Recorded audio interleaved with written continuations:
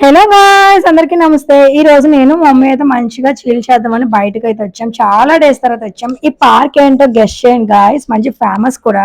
And ఈ park నుంచి చూస్తే మనకి బీచ్ కూడా చాలా దగ్గర నుంచి కనబడుతుంది. ఒక లుక్ అంతా వేసేసాను నేను మా మమ్మీ. కొద్దిసేపు అయితే కూర్చొని టైం స్పెండ్ చేసి రీల్స్ కూడా చేసుకున్నాను. అండ్ ఈ పార్క్ లో అయితే ఎక్సర్సైజ్ చేసుకోవడానికి ఎక్విప్మెంట్స్ కూడా ఉన్నాయి గాయ్స్. అండ్ చిన్నపిల్లలు మంచిగా ఆడుకోవడానికి జారుబల్ల, ఉయ్యాల ఏ పార్క్ లో అయినా ఉంటది, కానీ ఇక్కడ కొంచెం ఎక్కువగా అయితే కనబడ్డది. అండ్ స్పేస్ కూడా చాలా బాగుంది. అండ్ నేను చాలా ఇయర్స్ అయ్యింది ఇలా ఆడుకోనైతే, ఆల్మోస్ట్ ఒక 10 years పైన అయిపోయి ఉంటది.